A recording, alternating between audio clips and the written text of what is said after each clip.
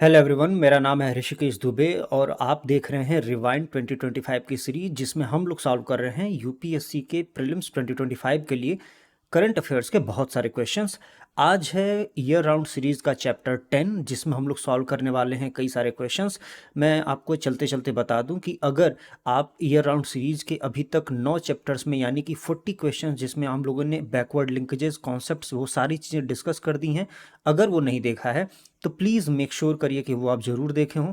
बहुत सारे अच्छे क्वेश्चंस हैं और आपके एग्ज़ाम के पॉइंट ऑफ व्यू से बहुत ही रेलेवेंट हैं। शुरू करते हैं आज का क्वेश्चन। तो सबसे पहला क्वेश्चन है क्रिस्टल मेज 2। नाउ द क्रिस्टल मेज 2 recently seen in the news is associated with a newly discovered red giant star that occasionally puffs out large clouds of gas and dust। हाल ही में खबरों में आया क्रिस्टल मेज 2 किससे जुड़ा है? एक नया खोजा गया लाल विशालकाय तारा जो कभी कभी गैस और धूल के बड़े बादल छोड़ता है। Option B, a real time deep fake detector with a 95% accurate rate and delivers result in millisecond. एक वास्तविक समय का डीप फेक डिटेक्टर जिसकी सटीकता दर 95% है और जो मिली सेकेंड में परिणाम देता है। Option C, a new version of medium range ballistic missile. एक मध्यम दूरी की बैलास्टिक मिसाइल जिसका नया संस्करण रिलीज हुआ है अभी।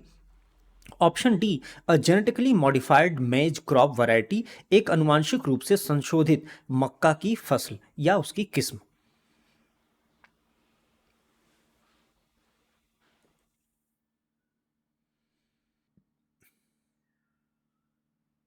आई होप आपने क्वेश्चन सॉल्व कर लिया होगा। इसका जो करेक्ट आंसर है वो है C, a new version of medium range ballistic missile.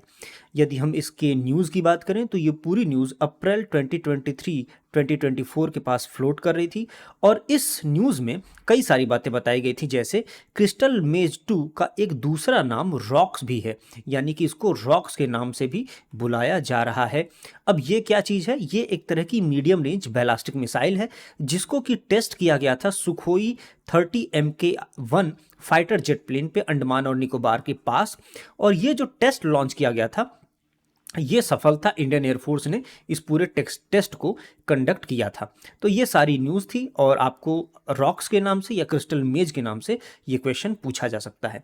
Now let's solve the next question which is about classical language. Now which of the following are the classical language in India? निम्नलिखित में से कौन सी भारत की शास्त्रीय भाषाएं हैं? पहला मराठी, दूसरा बंगाली, तीसरा प्राकृत, चौथा मलयालम, पांचवा तमिल।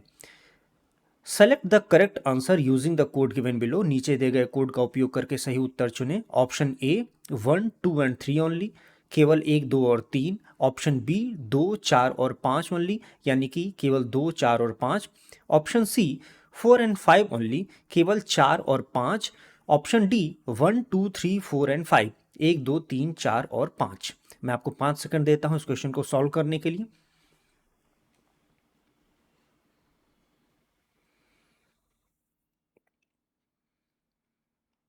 इस क्वेश्चन का सही आंसर है डी 1, 2, 3, 4 एंड 5, यानी कि सारे की सारे ही जो लैंग्वेजेस हैं वो क्लासिकल लैंग्वेज हैं। अब ये न्यूज़ में क्यों था? कुछ लैंग्वेजेस को क्लासिकल लैंग्वेज बोला जाता था और उसको जब सेंट्रल गवर्नमेंट रिकॉग्नाइज करती थी तो उसके लिए कुछ क्राइटेरिया रखती थी।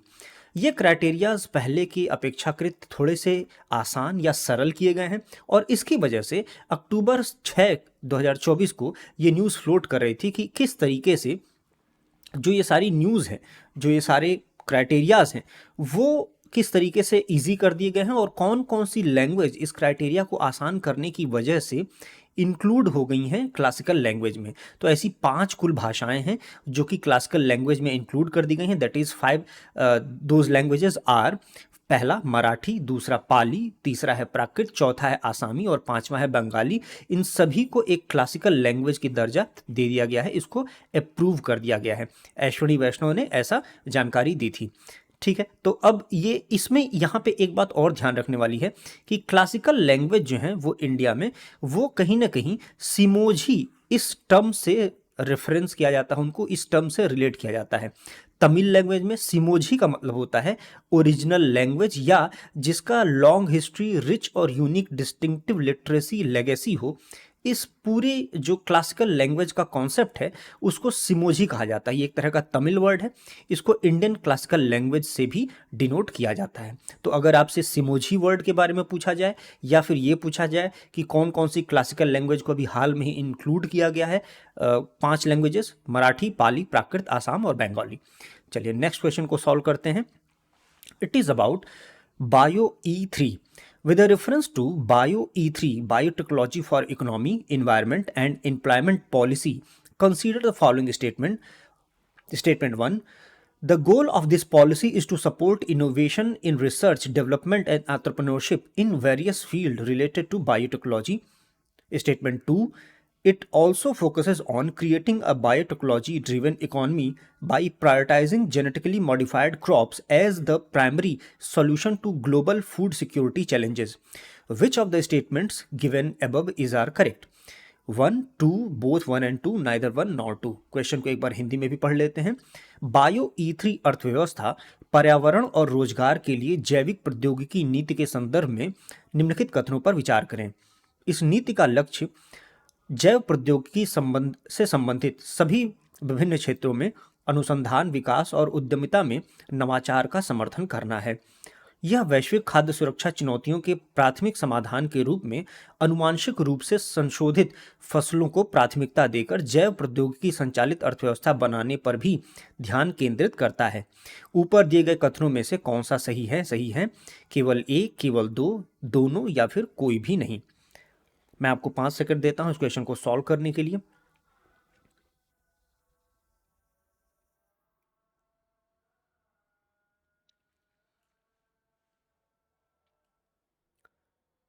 आई होप आपने क्वेश्चन सॉल्व कर लिया होगा। इस क्वेश्चन का सही आंसर है ऑप्शन ए, 1 ओनली। अब ये जो Bio-E3 पॉलिसी है वो सितंबर 2024 के आसपास इसकी न्यूज़ फ्लोट कर रही थी।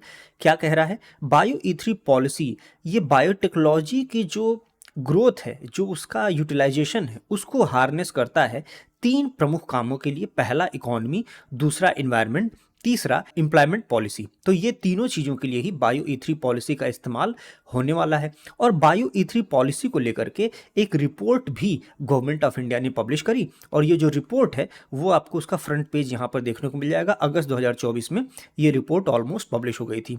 तो कौन कौन से ऐसे थीमेटिक सेक्टर्स हैं जो कि इस रिपोर्ट में लिखा हुआ है, कौन कौन से ऐसे थीमेटिक सेक्टर्स हैं बायो मैन्युफैक्चरिंग को लेकर के, जहां पे कि हम एम्प्लॉयमेंट, इन्वायरमेंट और इकोनॉमी, इन तीनों चीज़ों को एड्रेस कर सकते हैं। तो पहला है बायो बेस्ड केमिकल एंजाइम, दूसरा है functional food and smart proteins, precise biotherapeutics, चौथा है क्लाइमेट रिजिलियंट एग्रीकल्चर, पांचवा है कार्बन कैप्चर एंड यूटिलाइजेशन, छठा है futuristic marine and space programme. तो इस तरह के बहुत सारे थीमेटिक सेक्टर्स हैं बायो मैन्युफैक्चरिंग में, जिसका कि इस्तेमाल किया जाएगा हमारी बायोटेक्नोलॉजी को तीनों सेक्टर्स में, यानी कि एम्प्लॉयमेंट, इकोनॉमी और इन्वायरमेंट, इन तीनों को ही एड्रेस करने के लिए। आई होप आप इसको चाहे तो रोक करके भी इसकी जो डिटेल है कि कैसे पब्लिक प्राइवेट पार्टनरशिप हो सकती है, किस तरीके से इसकी डेवलपमेंट होने वाली है, ये सब चीज़ें पढ़ सकते हैं। Now let us solve the next question which is related to the globe E network. Which of the following statement is not correct about the globe E network? Globe E network के बारे में निम्नलिखित में से कौन सा कथन सही नहीं है? Option A, the Globe E-Network aims to enhance international cooperation among laws enforcement agencies to combat cross-border corruption.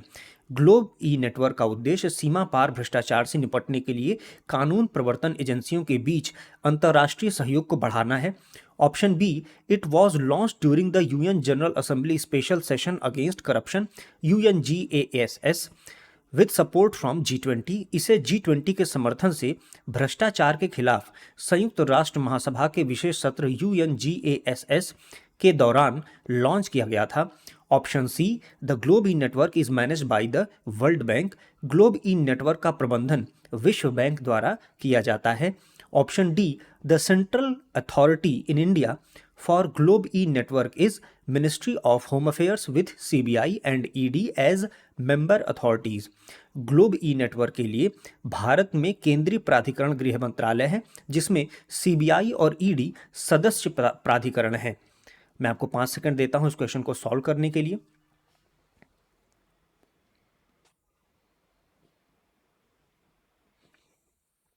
I hope आपने क्वेश्चन सॉल्व कर लिया होगा।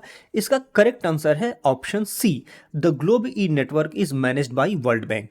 Globe E network World Bank के द्वारा मैनेज नहीं किया जाता है and that's why this statement was wrong. यहाँ पे ये जो सी कथन था ये हमारा आंसर होगा क्योंकि ये कथन रॉन्ग है। आइए देख लेते हैं आखिर ये क्या चीज़ है। सितंबर के आसपास आपको ये न्यूज़ देखने को मिलती है कि ग्लोब ई की स्टीयरिंग कमेटी में भारत को एक सदस्य के तौर पे इलेक्ट कर लिया गया है। तो ग्लोब की स्टीयरिंग कमेटी में, ये बात ध्यान रहे, ग्लोब ई का मेंबर भारत पहले से ही था, लेकिन उसकी स्टीयरिंग कमेटी में भारत को अब इलेक्ट कर लिया गया है। ये जो ऑर्गेनाइजेशन है ये करता क्या है? ये ऑर्गेनाइजेशन बेसिकली करप्शन को कॉम्बैट करने के लिए बनाया गया है। यानी कि बहुत सारे इंटरनेशनल एजेंसीज मिल करके आपस में जो भी करप्शन के केसेस होते हैं डिस्कस करते हैं और उन केसेस से जो इन्फॉर्मेशन मिलती है उसे शेयर करके अगर जो किसी अपराधी को पकड़ना हुआ, इस तरह की चीज़ें होती हैं तो वो यहाँ पर वो करते हैं। तो Globe network was an initiative of G20 supported by India in 2020 और जितने भी फाइनेंशियल फ्रॉड वाले अपराधी होते हैं उनको ये इंफॉर्मेशन एक्सचेंज के थ्रू पकड़ने की कोशिश करते हैं। यहाँ पर ये न्यूज़ फ्लोट करी थी सितंबर 27, 2024 को। और ministry of home affairs India की सेंट्रल अथॉरिटी है Globe network with CBI and ED acting as member authorities. तो ये यहाँ पे मेंबर अथॉरिटीज़ की तरह से काम कर रहे हैं। आई होप आपको ये सारी चीज़ें क्लियर हो गई होंगी। Let's solve next question which is Little Prespa Lake. The Little Prespa Lake recently seen in news is situated on the border between. हाल ही में खबरों में आई लिटिल प्रेस्पा झील के बीच की सीमा पर स्थित है, यानी कि इन दो देशों के बीच की सीमा पर स्थित है। Option A Iran and Turkey, option B Greece and Albania, option C Albania and Serbia, option D Turkey and Greece.